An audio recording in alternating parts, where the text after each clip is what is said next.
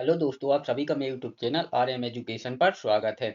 अगर आप कक्षा 6वीं, 7वीं, 8वीं, 9वीं, 10वीं, 11वीं या 12वीं या फिर किसी गवर्नमेंट जॉब की तैयारी कर रहे हो या किसी भी प्रतियोगी परीक्षा की तैयारी कर रहे हो, अगर आप मेरे यूट्यूब चैनल के साथ जुड़े रहेंगे तो आपको सिलेबस अनुसार पूरा विस्तृत मटेरियल इसी यूट्यूब चैनल पर मिलेगा। और जो प्रतियोगी परीक्षाओं की तैयारी कर रहे हैं तो उनके उनके लिए सिलेबस अनुसार प्रैक्टिस सेट भी इसी यूट्यूब चैनल पर मिलेंगे। तो चलिए आज से हमारी जीव विज्ञान स्टार्ट हो रही है, जिसका हम आज चैप्टर नंबर पहला पढ़ेंगे, जिसमें हम जीव विज्ञान की शुरुआत यानी कि जीव विज्ञान कहाँ से शुरू हुई थी और उसका परिचय पढ़ेंगे। इसके बाद हम चैप्टर बाय चैप्टर पूरी जीव विज्ञान को खत्म करेंगे, उसके बाद बॉटनी को खत्म करेंगे, उसके बाद केमिस्ट्री, फिजिक्स और जितने भी सब्जेक्ट हैं जैसे कि अपनी भूगोल हुई, इतिहास हुई, मैं सभी सब्जेक्टों को आपको इसी यूट्यूब चैनल पर इसी प्रकार से नोट्स बनाकर और पॉइंट जो मुख्य पॉइंट है उनके द्वारा जो मैंने जो मैंने विस्तृत मटेरियल बनाया है अपने स्वयं के द्वारा मोस्ट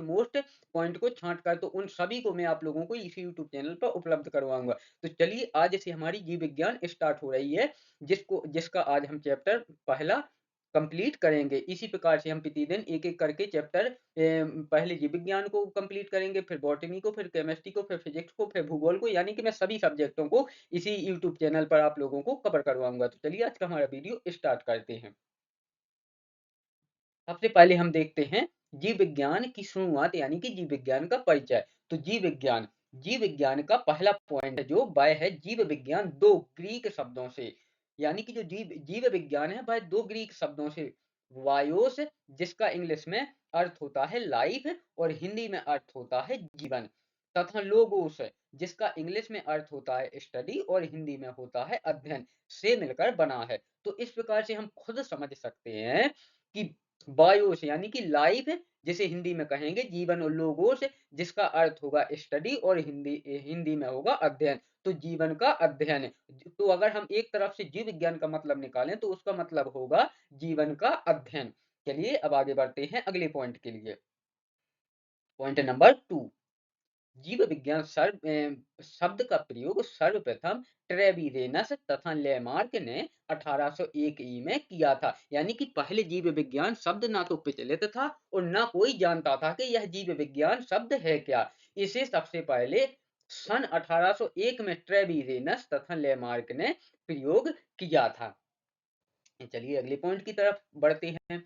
विज्ञान की वह शाखा जिसके अंतर्गत जीवधारियों का अध्ययन किया जाता है जीव विज्ञान कहलाती है, यानी कि जो हमारी जीव विज्ञान है उसके अंतर्गत जीवधारियों का अध्ययन किया जाता है, इसलिए उसे जीव विज्ञान कहते हैं। चलिए पॉइंट नंबर 4, जीव विज्ञान को 2 प्रमुख भागों में बाँटा गया है। तो यहाँ पर आप ये बात समझना बहुत ज़रूरी है। जीव विज्ञान को वैसे तो कई भागों में बाँटा गया है, लेकिन यहाँ पर आपको इस शब्द पर विशेष ध्यान है प्रमुख है। यानी कि जीव विज्ञान को वैसे तो कई विषयों में बाँटा गया है, जैसे एग्रीकल्चर विज्ञान भी एक अलग है और भी कई तरह के विज्ञान हैं, लेकिन जो मुख्य भागों में बाँटा गया है, वह मुख्य 2 भागों में ही बाँटा गया है, जिसमें पहला भाग है जंतु विज्ञान, जिसे इंग्लिश में जूलॉजी कहते हैं। अब देखते हैं जंतु विज्ञान यानी कि जूलॉजी के अंतर्गत क्या-क्या आता है।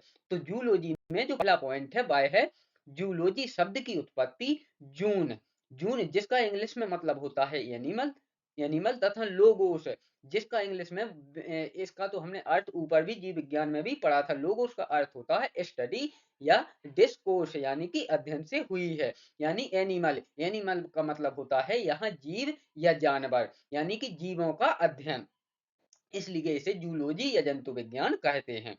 चलिए अगले पॉइंट की तरफ बढ़ते हैं। पॉइंट 2, अरस्तु यानी कि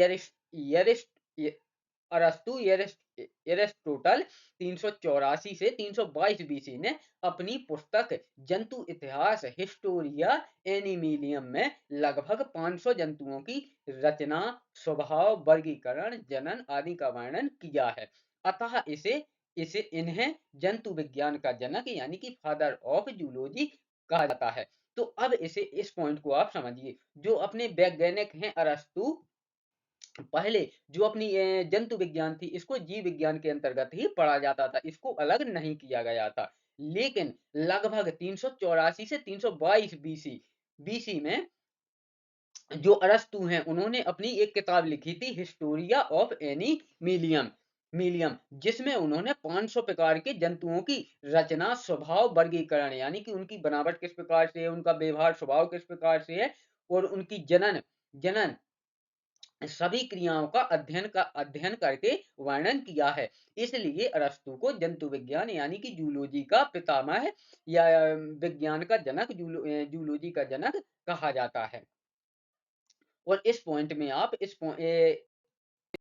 जरूर याद रखें। अरस्तु की किताब को हिस्टोरिया ऑफ एनिमिलियम में अरस्तु ने 500 प्रकार के जंतुओं के स्वभाव, वर्गीकरण, जनन आदि का वर्णन किया है। तो इस किताब को जरूर याद रखें क्योंकि यह एग्जाम्स में कई बार यह क्वेश्चन पूछा गया है कि अरस्तु की वह पुस्तक कौन सी है जिसमें उन्होंने 500 प्रकार के जंतुओं की रचना, स्वभाव का वर्गीकरण किया है, या किसी भी प्रकार से वह एग्जामिनर क्वेश्चन घुमा के पूछ सकता है। तो इस किताब का नाम आप जरूर याद रखें।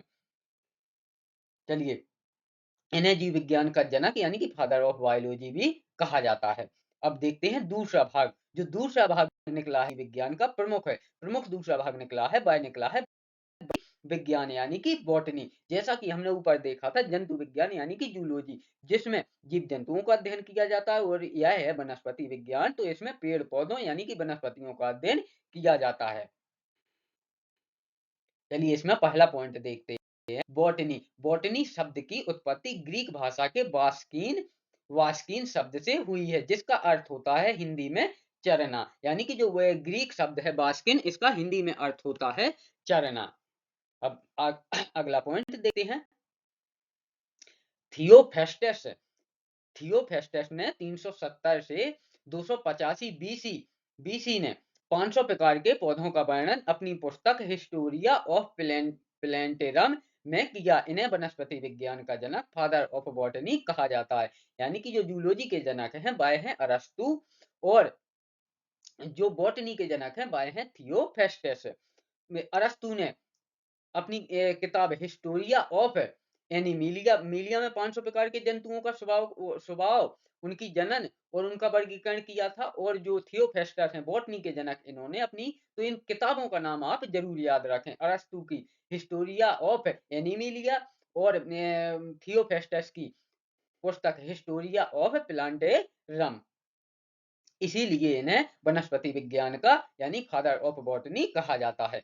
अब देखते हैं जीवधारियों के गुण, यानी कि जिनके अंदर जीव है, यानी कि जिनके अंदर जीवन है, तो उसमें कुछ ना कुछ अलग से गुण होंगे, यानी कि कुछ विशिष्ट गुण होंगे। तो जीवधारियों के गुण, कैरेक्टरिस्टिक्स ऑफ लिविंग ऑर्गन्स।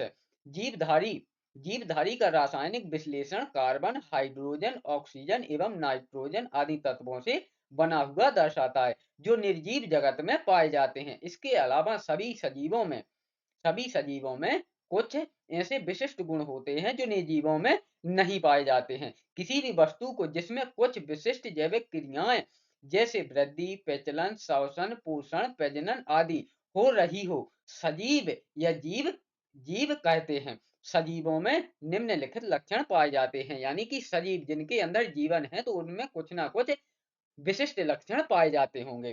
तो अब हम इन लक्षणों को पढ़ते हैं। तो सबसे पहले देखते हैं पहला लक्षण, यानी कि पॉइंट पहला, जीव द्रव, प्रोटोप्लाज्म। तो जीव द्रव, प्रत्येक कोशिका में जैव पदार्थ होता है जिसे जीव द्रव कहते हैं। यह सभी जीवधारियों में पाया जाने वाला वास्तविक जीवित पदार्थ है। यह सभी जीवों की भौतिक आधारशिला है। इसे जैविक क्रियाओं का केंद्र कहते हैं। जो जीव द्रव है वह जैविक क्रियाओं का केंद्र है। अगला पॉइंट है, यह एक गाढ़ा तरल रंगहीन चिपचिपा एवं जलयुक्त पदार्थ है। इसकी रचना कार्बोहाइड्रेट, वसा, प्रोटीन एवं अकार्बनिक लवणों द्वारा होती है। अगला पॉइंट है, हेक्सले के अनुसार जीव द्रव जीवन का भौतिक आधार है। तो अपने जो हेक्सले वैज्ञानिक हैं उनके अनुसार जो जीव द्रव है वह जीवन का भौतिक आधार है। चलिए, अब देखते हैं लक्षण नंबर 2। लक्षण नंबर 2 है कोशिकीय संरचना, यानी कि सेलुलर और ऑर्गेनाइजेशन। प्रत्येक जीव एक अथवा अनेक छोटी-छोटी कोशिकाओं से बना होता है। बिल्कुल सही बात है। यानी कि कोशिका संरचना है जो, तो उसके अंतर्गत पहला पॉइंट है, प्रत्येक जीव एक अथवा अनेक छोटी-छोटी कोशिकाओं से बना होता है। बिल्कुल सही।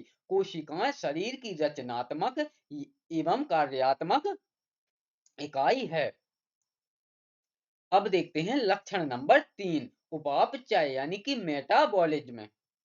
मेटाबॉलिज्म में पहला पॉइंट है, सजीवों की कोशिकाओं में होने वाले संपूर्ण जैव रासायनिक क्रियाओं को उपापचय या मेटाबॉलिज्म कहते हैं। अगला पॉइंट है, उपापचय क्रिया दो रूपों में संपन्न होती है। तो जो उपापचय क्रिया है यानी कि मेटाबॉलिज्म है, वह भी दो रूपों में संपन्न होती है। तो जो पहली क्रिया है वह है अपचय यानी कि कैटाबॉलिज्म। यह विनाशात्मक यानी कि डिस्ट्रक्टिव क्रिया है, जैसे श्वसन एवं उत्सर्जन। यानी कि जो अपचय है यानी कि कैटाबॉलिज्म है, यह विनाशात्मक डिस्ट्रक्टिव क्रिया है। जैसे कि हम देखें, जब हम सांस बाहर लेते हैं, सॉरी, सांस अंदर लेते हैं और बाहर छोड़ते हैं, एवं जैसे हम बाथरूम करते हैं या फिर शौच का कार्य करते हैं, तो यह एक उत्सर्जन का कार्य है और यह एक विनाशात्मक क्रिया है। यानी कि इसमें कोई भी किसी भी चीज का टूटना, हमारे शरीर के अंदर किसी भी चीज का टूटना या बाहर निकलना अपचय यानी कि कैटाबॉलिज्म के अंतर्गत आता है। अब देखते हैं मेटाबॉलिज्म, सॉरी, ये तो हो गया अपचय। अब इसे उपापचय या रचनात्मक क्रिया भी कहते हैं। तो अब है रचनात्मक यानी कि उपचय, यानी कि कंट्रैक्टिव।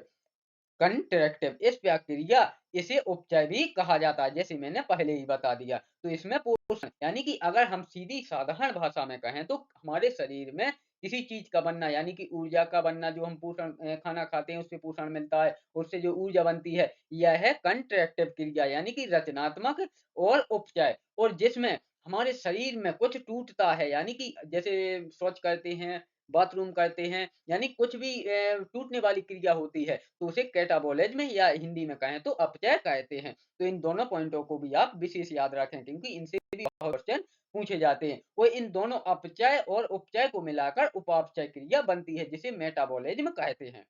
चलिए, उपापचय प्रक्रिया के कारण सजीव कोशिकाओं को लघु रासायनिक उद्योगशालाओं यानी कि chemical factory, miniature chemical factory की उपमा प्रदान की गई है। इसी क्रिया की वजह से सजीवों यानी कि जिनके अंदर जीवन होता है, उनकी कोशिकाओं को लघु रासायनिक उद्योगशालाओं की उपमा प्रदान की गई है। चलिए अगला लक्षण देखते हैं, लक्षण नंबर 4, आकृति एवं आकार यानी कि शेप एंड साइज। इसमें पहला पॉइंट है, सभी जीवों की अलग अलग विशिष्ट आकृति एवं आकार होते हैं, उन्हीं के आधार पर इनकी पहचान की जाती है। यानी कि जो जीव होते हैं, वह जैसे हाथी है तो उसकी अलग अलग विशिष्ट पहचान है, उसकी आकृति भी अलग है, उसका आकार भी बड़ा है। जैसे मनुष्य है, तो मनुष्य से हाथी कितना बड़ा होता है, तो उसका आकार भी अलग है, उसकी बनावट भी अलग होती है। तो इस प्रकार से भी इनके अलग-अलग लक्षण होते हैं और इसी लक्षणों के आधार पर इनकी पहचान की जाती है कि यह मनुष्य है, यह हाथी है। विविधता जीवधारियों का शाश्वत गुण है, यानी कि विविधता यानी सभी जीवों में विविधता जीवधारियों का शाश्वत गुण है। चलिए अब देखते हैं अगला लक्षण है 5, प्रजनन यानी कि रिप्रोडक्शन। रिप्रोडक्शन पॉइंट पहला, प्रत्येक जीव प्रजनन क्रिया के माध्यम से ही अपने सदस्य जीव उत्पन्न करता है। इस क्रिया के द्वारा ही वह अपने वंश को बनाए रखता है। तो जैसा कि प्रजनन यानी कि रिप्रोडक्शन, तो अगर हम इसकी प्रजनन को समझें, तो अपने जैसी दूसरी संतति को जन्म देना ही प्रजनन कहलाता है। तो यहाँ यही बताया गया है कि प्रत्येक जीव प्रजनन क्रिया के माध्यम से अपनी ही सदस्य जीव उत्पन्न करता है। इस क्रिया के द्वारा ही वह अपने वंश को बनाए रखता है।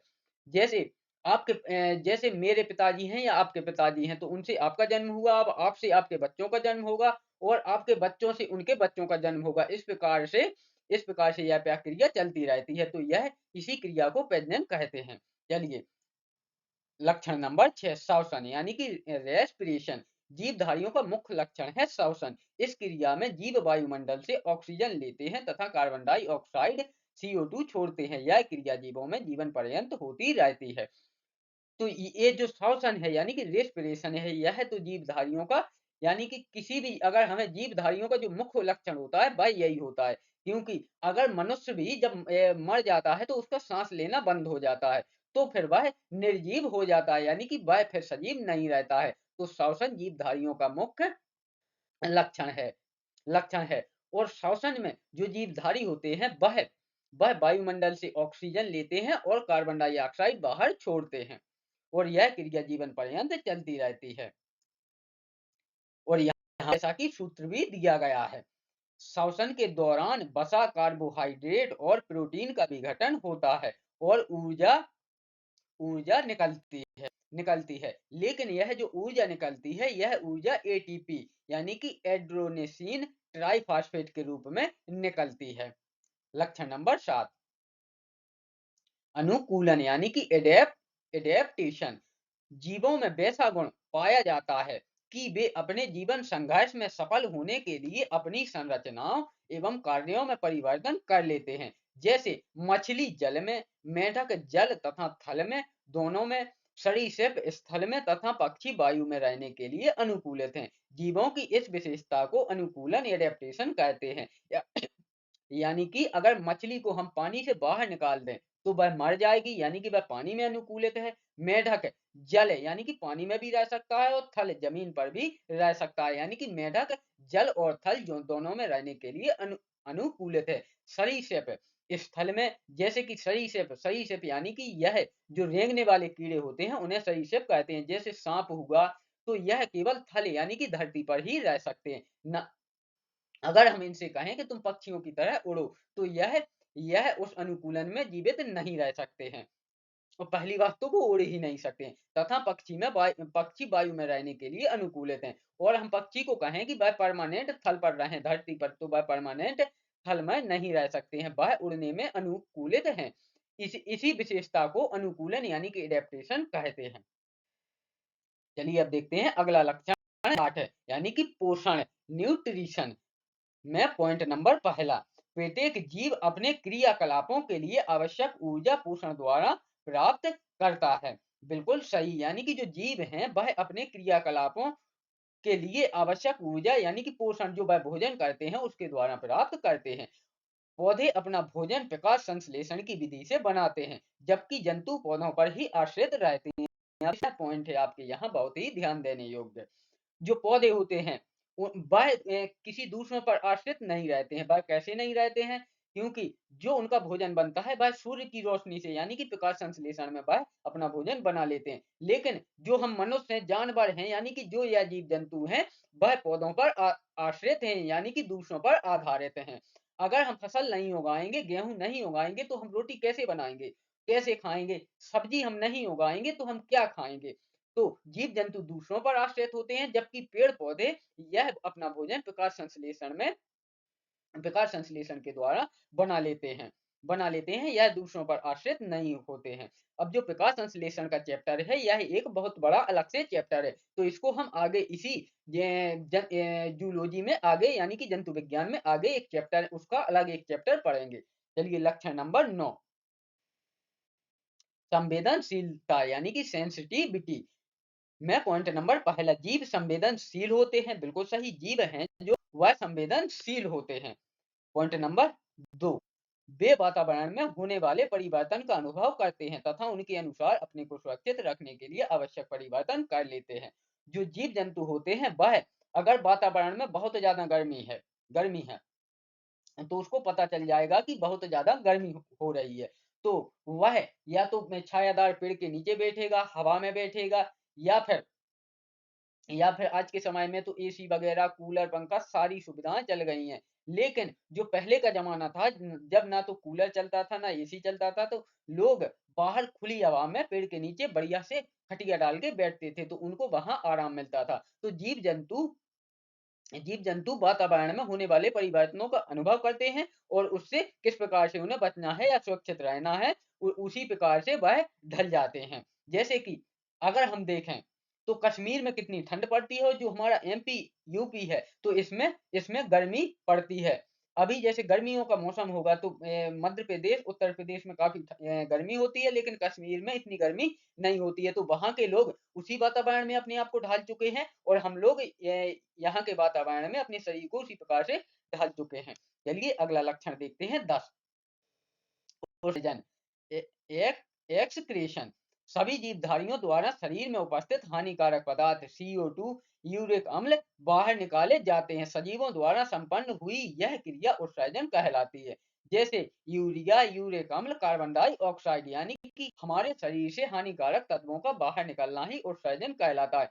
जैसे जो हम बाथरूम करते हैं तो इसमें हमारी किडनियों द्वारा जो हमारे पूरे शरीर में हानिकारक पदार्थ होते हैं उनको छानकर बाथरूम की थैली में रख देते हैं। तो और उसके बाद जब हम बाथरूम करते हैं तो उससे सभी बाहर निकल जाते हैं। इसी क्रिया को उत्सर्जन कहते हैं। जैसे हम सांस अंदर लेते हैं तो ऑक्सीजन अंदर लेते हैं, कार्बन डाइऑक्साइड बाहर बाहर निकालते हैं, तो यह भी एक उत्सर्जन क्रिया है।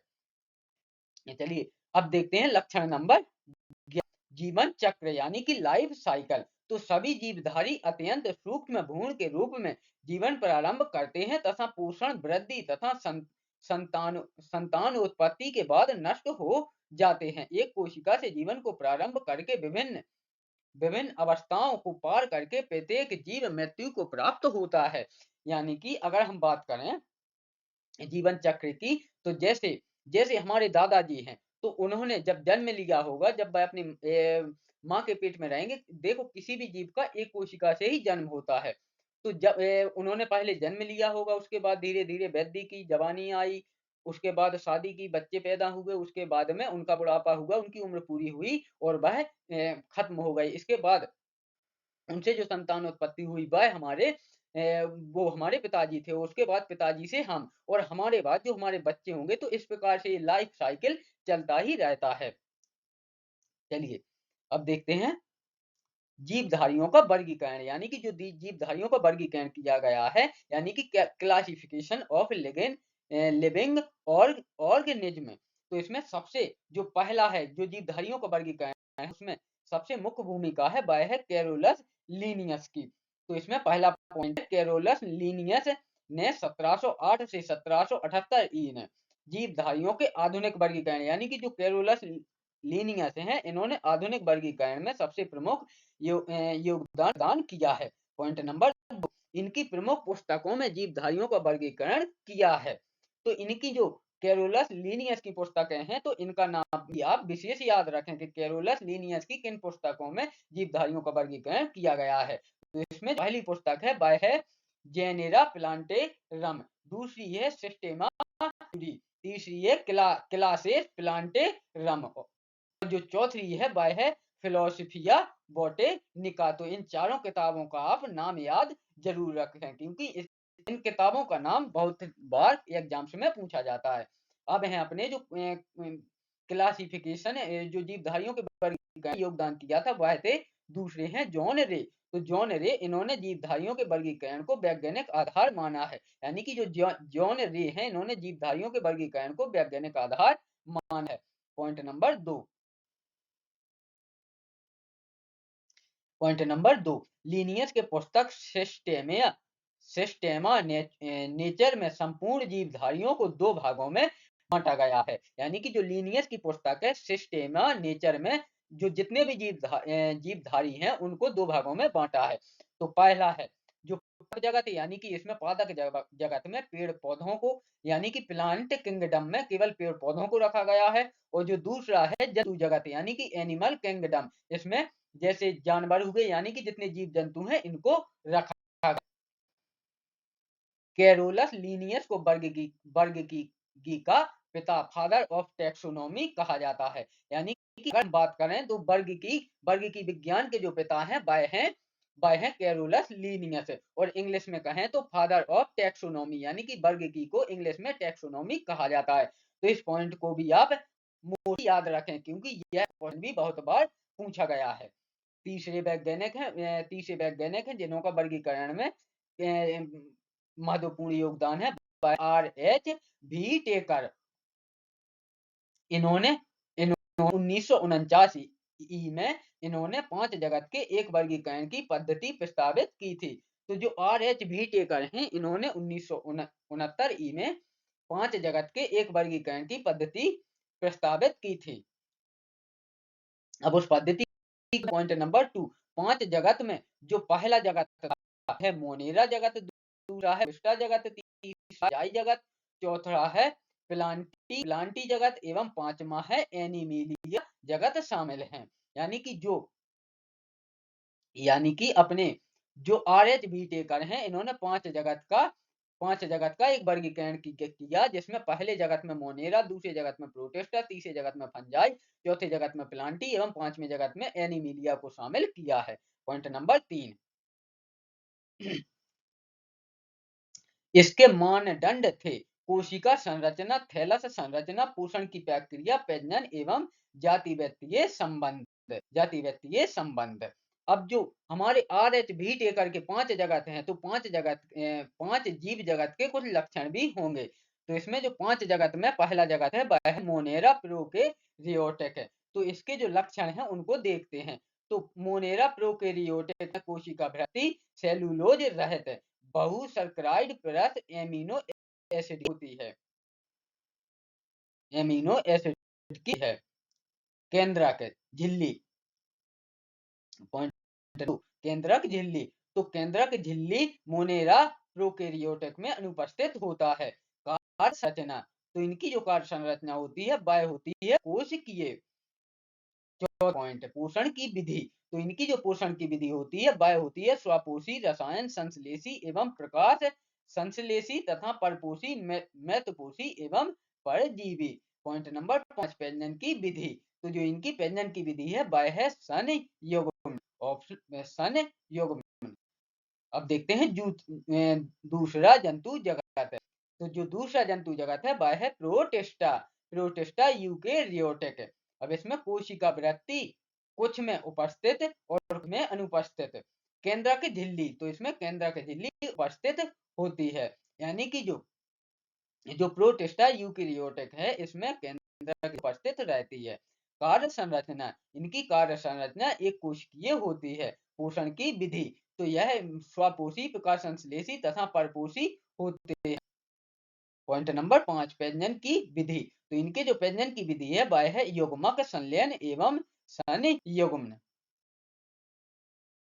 अब है तीसरा जंतु जगत फंजाई, यानी कि कवक यूकेरियोटिक। इसमें कोशिका वृत्ति उपस्थित होती है और सेल्यूलोज रहित होती है। इनका जो केंद्रक झिल्ली है, केंद्रक झिल्ली उपस्थित रहती है। कार्य संरचना बहुकोशिक अदृढ़ ऊतक की होती है। पॉइंट नंबर 4, पोषण की विधि परपोषी, महत्वपोषी एवं परजीवी होते हैं। पॉइंट नंबर 5, प्रजनन की विधि। तो इनकी जो प्रजनन की विधि होती है वह होती है निषेचन विधि।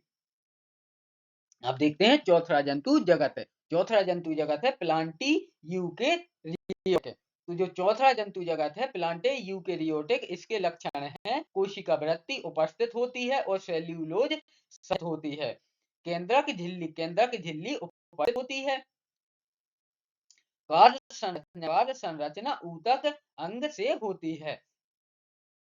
नंबर 4, पोषण की विधि। यहाँ पर अगर हम साधारण भाषा में बात करें तो प्लांटी यूकेरियोटिक, प्लांटी में पेड़ पौधों को रखा गया है। तो पेड़ पौधों में कोशिका वृत्ति भी होती है, कोशिका झिल्ली भी होती है, संरचना ऊतक अंग होती है और यह भोजन अपना स्वयं बनाते हैं। तो ये पोषण की विधि स्वपोषी और प्रकाश संश्लेषी होते हैं। तो इनकी जो प्रजनन की विधि है वह निषेचन विधि होती है।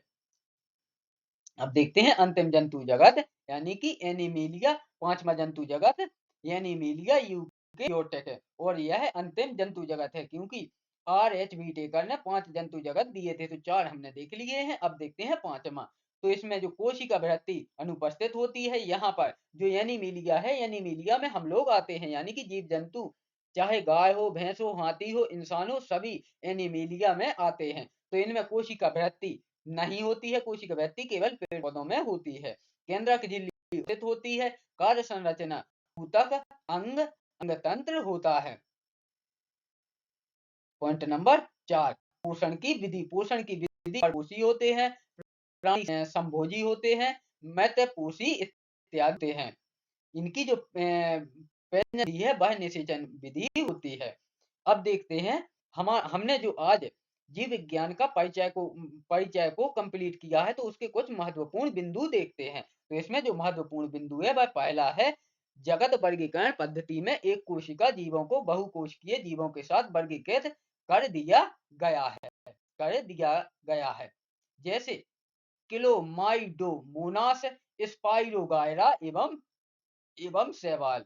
पॉइंट नंबर 2, बैक्टीरिया, नील हरित शैवाल, फंजाई, मोस फर्म, जिम्नोस्पर्म एवं एंजियोस्पर्म को पादपों के साथ रखा गया था। इन सभी में कोशिका वृत्ति पाई जाती है। पॉइंट